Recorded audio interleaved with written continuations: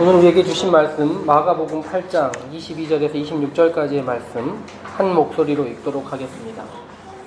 신약성경 마가복음 8장 22절에서 26절까지의 말씀입니다.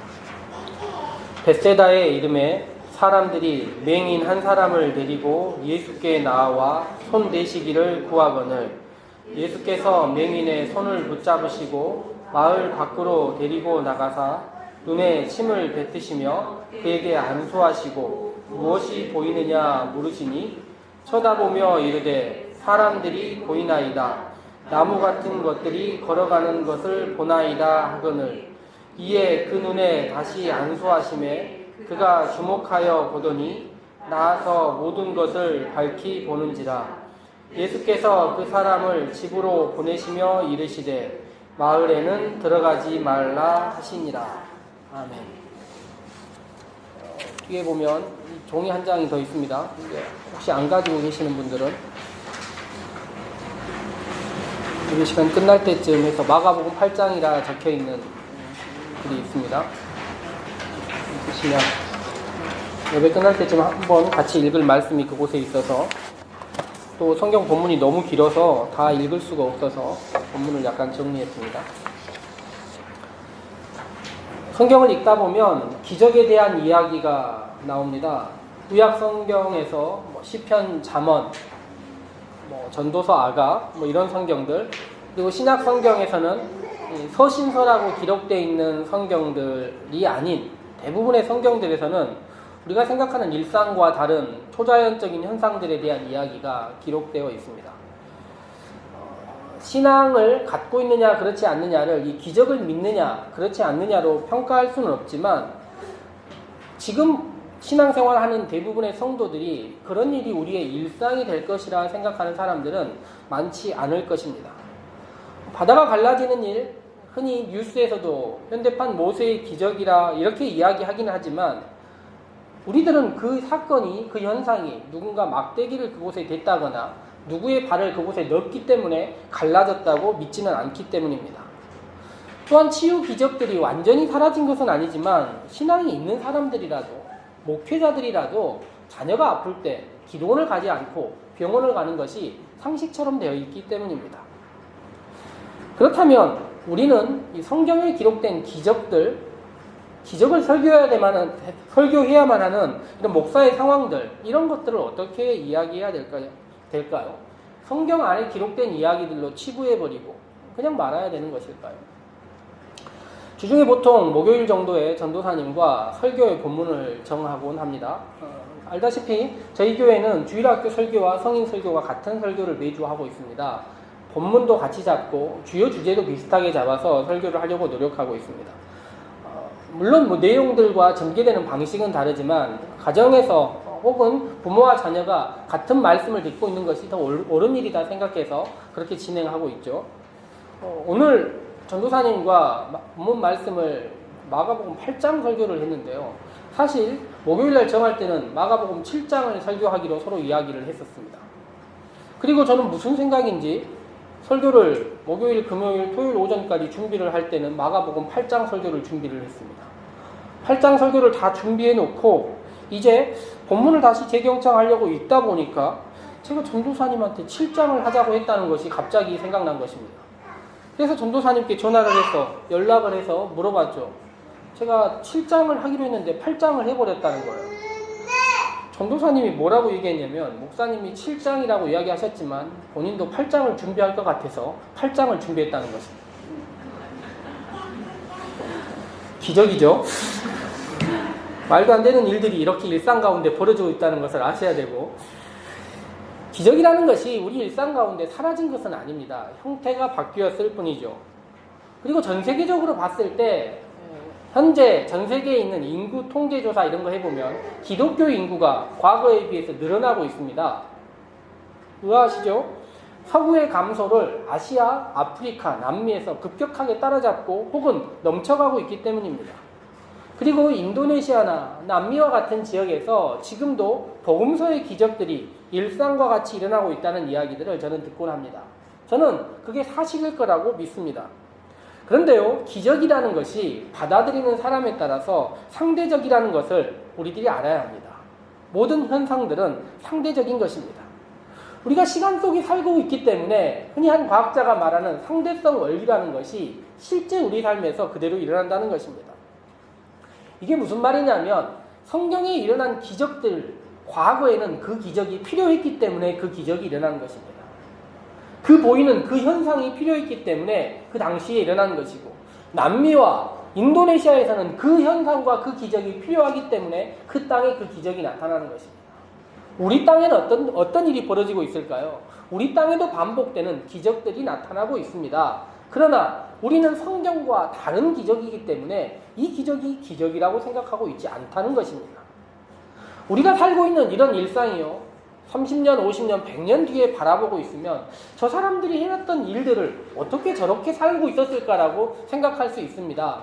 과학과 유전자의 발달로 인하여서 100년 뒤에는 우리와 전혀 다른 삶을 살 수도 있기 때문이라는 것입니다. 그러니 기적에 나타난 현상을 보지 말고 기적이 의미하는 바가 무엇인지를 올바로 이해하는 것이 필요한 것입니다. 기적의 겉모습들은 계속 바뀌고 있으니 말입니다. 우리 안에서 어떤 현상들이 나타나고 있는지를 바라보고 이것이 우리 안에 놀라운 일이냐, 기적과 같은 일이냐를 살펴보는 것이 중요한 것이지, 성경과 똑같은 겹쳐지는 기적이 일어나냐 그렇지 않느냐를 따지는 것이 무의미하다는 것입니다. 예수님께서 복음서 이야기하시면서 옛사람이 말한 율법을 새롭게 재정의하는 것을 우리들은 여러 번 보았습니다. 이와 마찬가지로 기적도 새롭게 정의될 수 있다는 것을 기억해야 한다는 것입니다. 기적에 대한 이야기를 이 정도 해두고 오늘 성경 본문을 살펴보도록 하겠습니다. 오늘 성경 본문은 몇 절 되지 않는 5절 정도의 이야기입니다. 그리고 하나의 기적 이야기가 기록되어 있습니다. 이제 몇 달 정도 진행했으니 익숙하셔야겠지만 오늘 본문 이전에 어떤 이야기가 있는지 우리가 알아야 합니다. 우리는 20절부터 읽었는데 22절부터 읽었는데요. 21절 말씀 나눠드린 종이를 보면 제가 두껍게 볼드를 해놨는데 21절에 보면 이렇게 기록되어 있습니다. 예수님께서 그들에게 말씀하시기를 아직도 너희가 아직도 깨닫지 못하느냐라고 이야기를 했습니다. 아마도 이 앞에는 어떤 예수님께서 제자들에게 어떤 이야기를 했는데 제자들이 그 말씀을 이해하지 못한 이야기가 있었던 것 같습니다. 그리고 우리가 읽은 다음 절 이야기를 읽으면 우리가 읽은 지역은 벳세다라는 장소에서 일어난 일로 여겨지는데 그 바로 다음 절에는 가이사랴 빌립보의 가이사랴라는 곳에서 말씀이 있었다는 것을 우리들이 알 수 있습니다. 본문의 상황들, 우리가 읽은 본문을 딱 하나만 따로 떼서 읽을 것이 아니라 앞과 뒤를 이해하고 꼭 읽으려고 노력을 해야 됩니다. 이게 꼭 필요한 일입니다. 이렇게 어렵게까지 말씀을 드려야 하나 생각할 수 있겠지만 우리는 그렇게 하기 위하여 함께 모인 사람들입니다. 어렵게 읽어야 하고 또한 명심해야 될 것이 목사가 올바로 설교하고 있는지를 늘 귀 기울여 드려야 됩니다.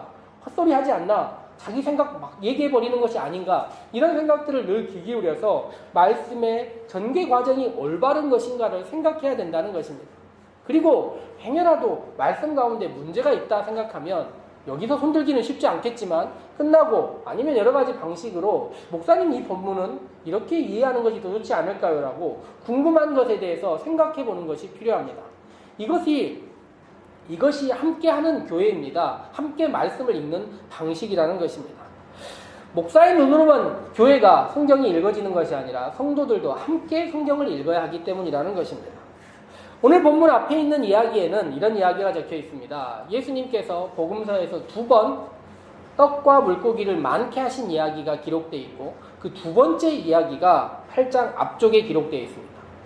예수님께서 떡을 많게 하셨는데요. 예수님께서 제자들에게 바리새인들 이야기를 하면서 그들의 떡과 누룩을 조심해라 이야기를 했습니다. 그들이 하는 이야기들이 퍼지는 것 조심해라 이야기하신 것이죠. 그런데 제자들은 그 이야기로 듣지 않고 우리들이 지금 떡이 몇 개 있나 살펴보았습니다. 예수님께서 물어보실 때 때마침 이들이 가지고 있는 떡이 1개밖에 없었어요. 그래서 떡이 없는데 예수님께서 어떻게 알고 이야기하셨지 하고 걱정하는 상태에 있었습니다. 예수님께서 무슨 이야기 하셨겠습니까? 너희들은 눈이 있고 귀가 있고 머리가 있는데 왜 이렇게 보지 못하고 듣지 못하고 깨닫지 못하느냐라고 이야기하신 것입니다. 오늘 그 말씀 이전에 21절에 나온 말씀이 아직도 깨닫지 못하느냐입니다. 그리고 나서 오늘 다음 이야기는 그 유명한 베드로의 고백이 나와 있는 이야기라는 것입니다. 제가 여러 번 이 본문 가지고 설교를 했을 때 이렇게 흔히 설교를 했었습니다. 깨닫지 못하는 사람들의 이야기, 그리고 예수님을 온전히 이해하여 고백한 제자들의 이야기로 이야기하였고 22절에서 26절 사이에 일어난 일이 이 일들을 만들어낸 것이다. 이렇게 설교를 한 적이 있습니다. 그 설교도 뭐 명확하게 틀린 설교는 아니겠지만 오늘 본문은 그와 약간은 다른 방식으로 전개를 해보려고 생각하고 있습니다. 오늘 본문의 시작은 22절에 나와 있는 이야기 벳세다라는 장소에서 시작했습니다. 제가 어제 문자로 공지 드릴 때 6장에서 8장 설교 다 말씀 읽어보시면 좋겠다 이야기 드렸는데 6장에서요 우리가 흔히 알고 있는 오병이어의 기적이 끝난 다음에 예수님께서 제자들에게 이렇게 이야기하십니다. 벳세다로 가자. 마가복음에 나오는 벳세다 두 번이 한 번은 거기고 한 번은 여기 오늘 나온 말씀입니다. 그때 벳세다로 가고자 했어요. 그런데 그 다음에 무슨 일이 있었냐면 풍랑이 일어서 제자들이 원래 가고자 하는 방향으로 가지 못하고 달마누다라는 다른 곳으로 가버립니다. 벳세다는 갈릴리 호수의 오른쪽 위쪽인데 왼쪽이 달마누다라는 곳으로 가버리게 되는 것이죠. 그리고 나서 웬일인지 예수님과 제자들은 이곳저곳 방황하다가 다시 벳세다로 향하여 가고 있었던 것입니다. 벳세다는 어떤 곳일까요? 요한복음에 따르면요 예수님의 제자 중에 3명이 이곳 출신입니다. 베드로, 안드레, 빌립. 이 3명이 이곳 출신이에요. 그들의 고향이 이곳입니다. 아마도 오늘 벳세다에 이들이 갔을 때 고향 사람들의 상당수가 이들을 알아보고 찾아왔을 수도 있습니다. 또 한 가지 명심해야 될 것은 예수님께서 마태복음과 누가복음에서 공동으로 하신 이야기들이 있어요.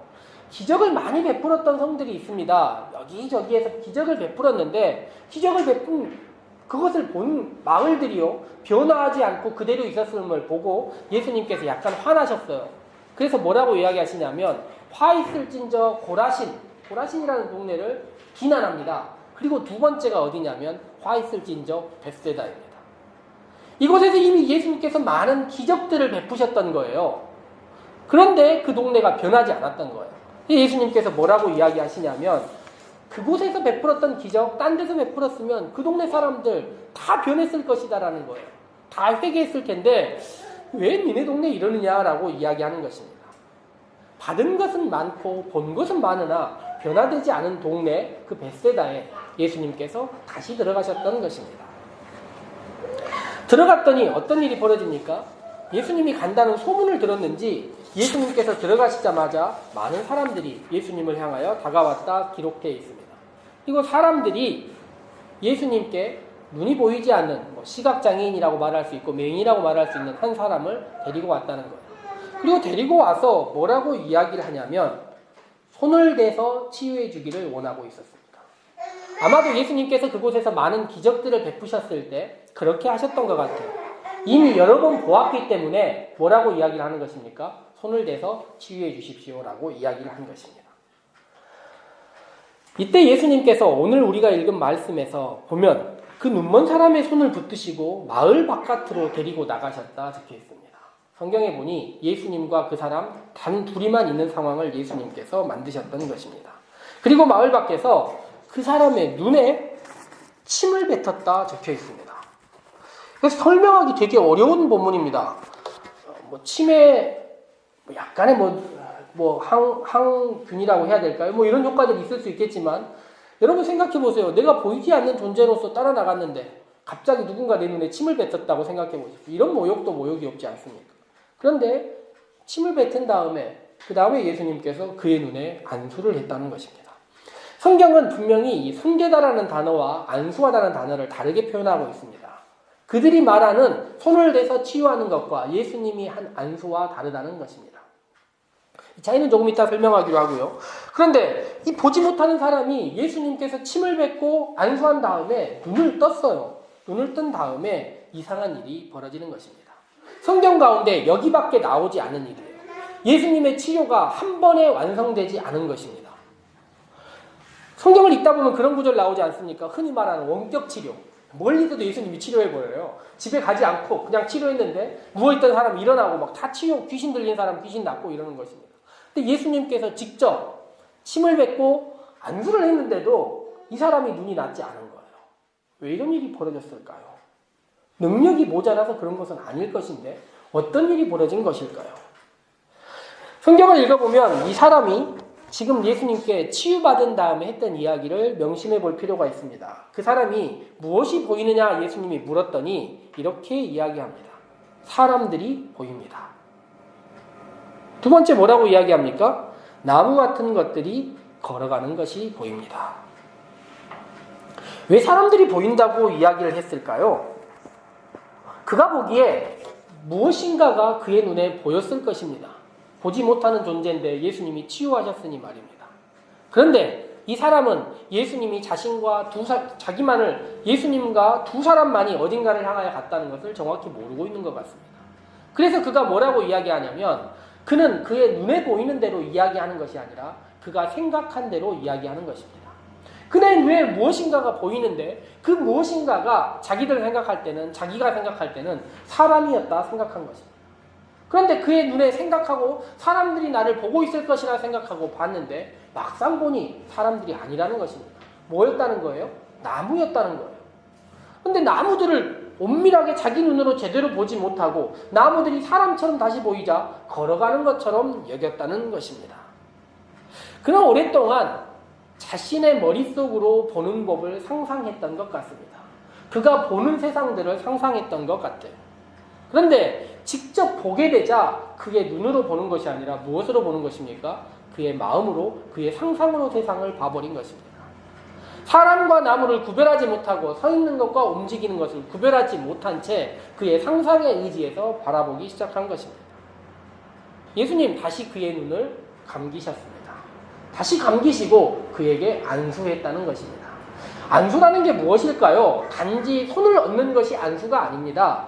손을 얹는 것이 아니라 예수님께서 그에게 손을 대시고 그 다음에 예수님의 어떤 말, 어떤 기도, 예수님의 어떤 의미 전달이 있는 것이 안수입니다. 단지 손을 얹는 게 안수가 아니라는 것입니다. 그래서 예수님께서 그에게 손을 얹고 뭐라고 이야기하셨을까요? 정확히 알 수 없지만 네 눈이 보는 것대로 믿어라는 것입니다. 사람들의 이야기, 이제까지 남들이 했던 이야기 믿지 말고 네 눈이 보는 것을 보고 세상을 살아라는 것입니다. 그렇게 얘기한 다음에, 그렇게 안수한 다음에 그가 눈을 떴더니 어떻게 됐습니까? 자기 눈으로 세상을 보니 주목하여 밝히 보고 예수님과 자기밖에 없다는 것을 알게 된 것입니다. 그때 예수님께서 뭐라고 이야기하십니까? 마을로 가지 마라 이야기하십니다. 집으로 가라 이야기를 하시는 거예요. 마을에는 어떤 사람들이 있습니까? 자신의 생각대로 예수님을 판단하는 사람들입니다. 예수님, 이 사람 데려왔으니 손대서 치유해 주십시오. 예수님, 이렇게 데려왔으니 이렇게 해주십시오라고 자신들의 판단으로 세상을 바라보고 예수님마저 상상하는 사람들이 모여있는 그 장소 가지 말고 너의 눈으로 세상 바라보는 연습, 너의 눈으로 오늘 치유를 생각하는 연습을 하는 그 공간으로 가라 이야기하시는 것입니다. 이 이야기 바로 다음에 가이사랴 빌립보라는 지역으로 예수님과 제자들이 갑니다. 여기는 굉장히 낯선 곳입니다. 베드로와 이 사람들이 살았던 갈릴리 주변이 아니라 한참 위로 올라간 곳입니다.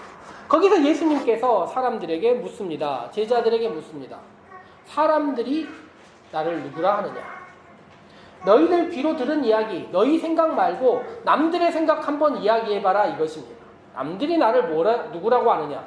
물었더니 사람들이 제자들이 이야기합니다. 세례 요한이나 엘리야, 선지자 중에 하나라 이야기하는 것입니다. 그랬더니 예수님께서 이야기하시죠. 다른 사람들 말고 너희가 보는 나는 누구냐라고 묻습니다. 그때 베드로가 이야기하는 것이죠. 제가 보고 듣고 깨달은 바로는 주님은 그리스도이십니다. 그 다음에 예수님께서 뭐라고 이야기하시냐면 나눠드린 종이에 보니까 30절에 이렇게 이야기하십니다. 엄중히 경고하시기를 자기에 관해서 아무에게도 말하지 말라는 것입니다. 자신이 보고 듣고 깨달은 바가 아니면 이런 이야기에도 믿지 않고 자신들의 생각으로 판단해버리기 때문에 그거 이야기해봐야 필요 없다 이야기하시는 것입니다. 그 다음에 예수님께서 제자들에게 뭐라고 이야기하시냐면 내가 고난당하고 죽고 부활하여 살아나리라라고 이야기하시는 것입니다. 그랬더니 베드로가 뭐라고 얘기하냐면 예수님을 향해서 몸을 흔들어대고 다른 성경에 따르면 예수님에게 굉장히 강하게 항의하듯이 뭐라고 이야기하시냐면 예수님 그렇게 하지 말라고 이야기하는 것입니다. 그때 성경에 무슨 표현이 있냐면 예수님께서 베드로를 꾸짖고 나무라시면서 이렇게 이야기하십니다. 사탄아, 내 뒤로 물러가라. 저는 이 표현이 앞에 있는 침 뱉는 행위와 거의 같다고 느꼈습니다. 예수님께서 제자에게 뭐라고 이야기하시는 거예요? 사탄이라고 이야기하시는 것이 모욕 아니겠습니까? 보지 못하는 사람에게 침을 뱉는 것이 모욕 아니겠습니까? 모욕이라고 말할 수 있지만 어떻게 보면 예수님께서 우리에게 주시는 강한 책망이라고도 이야기할 수 있습니다.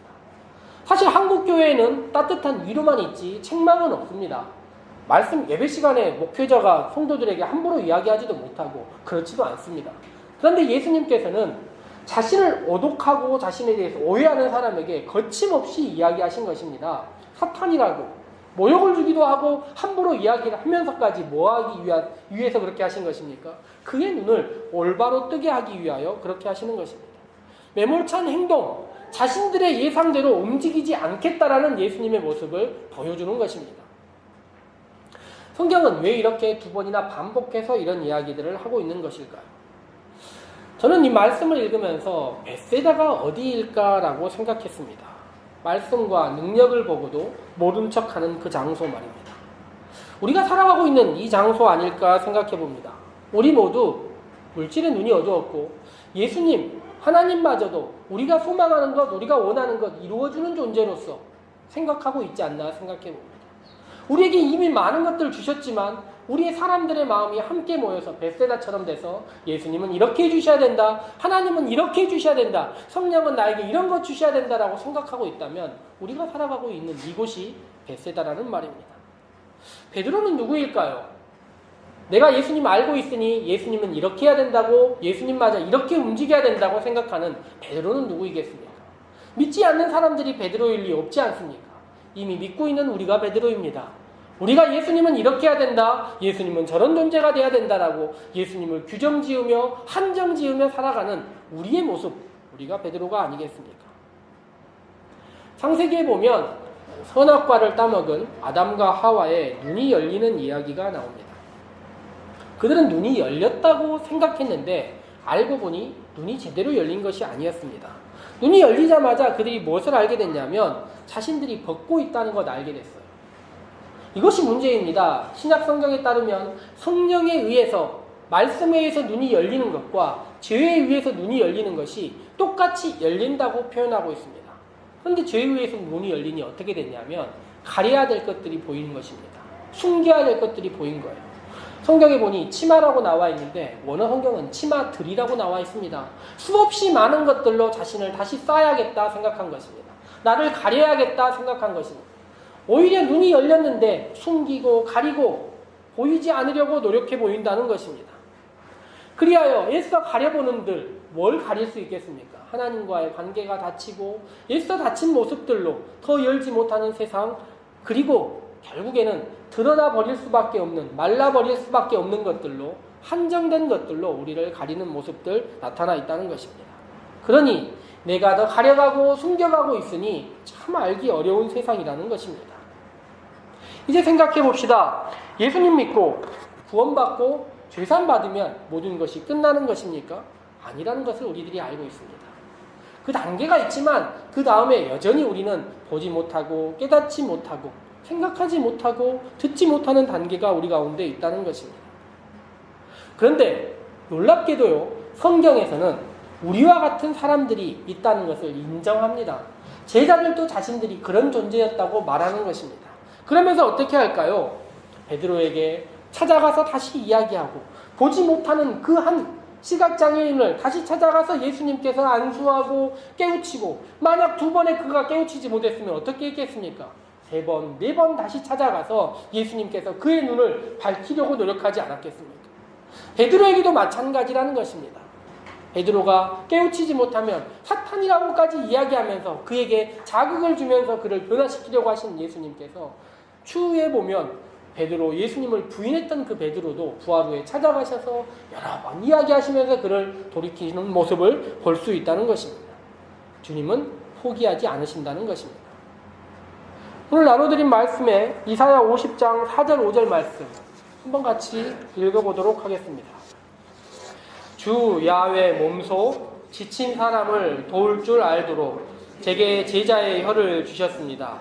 말씀으로 깨우치십니다. 아침마다 제자처럼 듣도록 제 귀를 깨우치십니다. 주 야훼 몸소 제 귀를 여셨고 저는 거스리지 않았습니다. 뒤로 물러나지 않았습니다. 이사야의 말씀과 같이 오늘도 주님은 우리를 찾아오셔서 우리에게 말씀으로 깨우치시고 우리의 삶의 변화를 이야기하시는 것입니다. 그러니 이 시대의 기적은 무엇이겠습니까? 보지 못하는 내가 보는 것이 기적이라는 것입니다. 듣지 못하는 내가 듣기 시작한 것이 기적입니다. 어떤 변화도 가져오지 않던 내가 조금이라도 움직이기 시작하는 것이 기적이고, 무릎 꿇지 못하던 내가 주님 앞에 무릎 꿇고 주님을 향하여 찾아가는 것이 기적입니다. 사람들이 원하는 것이 무엇인지 보고 그것들만을 향하여 가려고 했던 내가 주님과의 시간을 만나고 주님과 함께하려는 마음을 갖고 있다면 그것이 기적이라는 것입니다. 기적이 일상이 되는 삶이란 멀리 있는 것이 아닙니다. 말씀이 나를 변화시키는데 그것에 순종하고 주님께서 나를 이끄시는 방향으로 주님과의 만남을 갖고 매일 변화를 가져온다면 성경에 있는 이야기, 성경의 놀라운 기적이 이 산림교회 성도들의 삶 가운데서 나타나는 기적이 될 것입니다. 함께 묵상하도록 합시다.